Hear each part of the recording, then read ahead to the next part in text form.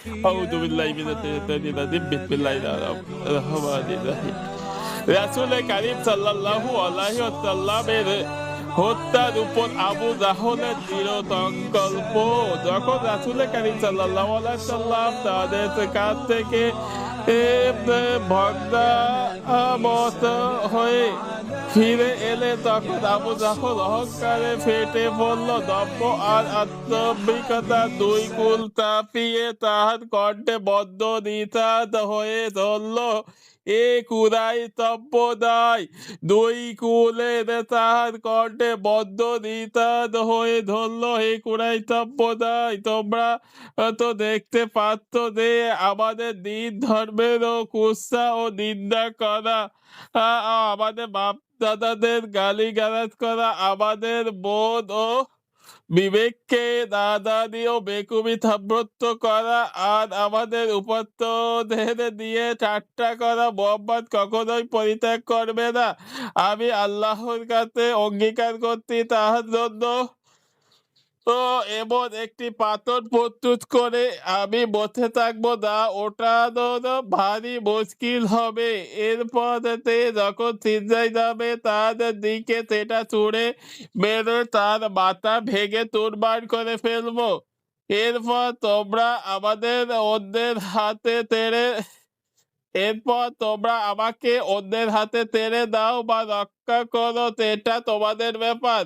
এরপর বলো আমাদের মানব যাহা তাই করুক গে। উপস্থিত মুশরিকেরা বলল, আল্লাহ কসম, কারোর হাতে আমরা তোমাকে সমর্পণ করবো না। তোমার যাহা মনের খারেজ করে দাও। তখন মোহর হলো আবু জাহেল পূর্বের কথা অনুযায়ী ভারী পাথর প্রস্তুত করলো। এরপর রাসূল কারীম সাল্লাল্লাহু আলাইহি ওয়াসাল্লামের অপেক্ষায় বসে রইল। প্রতিদিনের মতো সেদিনও রাসূল কারীম সাল্লাল্লাহু আলাইহি ওয়াসাল্লাম এলেন। এতে নামাজে দাঁড়িয়ে গেলেন। ইতিমধ্যে কুরাইশেরাও সকাল সকাল তাদের মজলিসে উপস্থিত হয়ে আবু জাহল কি করে তা দেখার জন্য প্রাণপণ উদ্গ্রীব হয়ে অপেক্ষা করছিল। অনন্তর রাসূল কারীম সাল্লাল্লাহু আলাইহি ওয়াসাল্লাম যখন সিজদায় গেলে তখন সে পাথরটি হাতে নিল। ধীরে ধীরে রাসূল কারীম সাল্লাল্লাহু আলাইহি ওয়াসাল্লামের দিকে অগ্রসর হতে লাগলো।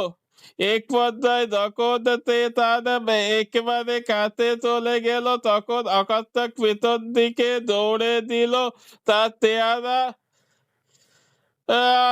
আর শরীরের রং বিবর্ণ হয়ে গেল। তার চেহারায় ফুটে উঠল প্রচন্ড ভীতি আর চোখে স্পষ্ট আলামত। তার হাত শুকিয়ে গেল, হাতে পাথরটি মাটিতে পড়ে গেল ধপাত করে। কুরাইশের কয়েকজন তার কাছে ছুটে এসে জিজ্ঞেস করলো, এ বনু হাকা এ আবুল হাকাম, কি হলো তোমার? সে বলল, গত রাতে আমি তোমাদেরকে আমার যে প্ল্যান পরিকল্পনার কথা বলেছিলাম তা বাস্তবায়ন করতে যাচ্ছিলাম, আর তখনই ঘটে গেল এই ঘটনা। আমি যখন ভারী পাথরটি দিয়ে তার কাছে গিয়ে পৌঁছালাম তখন তাহার ও আমার বাদে এক বিশাল উট প্রাচীর হয়ে দাঁড়ালো। যেমন বিশাল উট আমি জন্মেও দেখিনি। তার সুবিশাল মাথা, মোটা ও ঘাড় আর লম্বা দাঁত আমি কখনো উটের দেখিনি।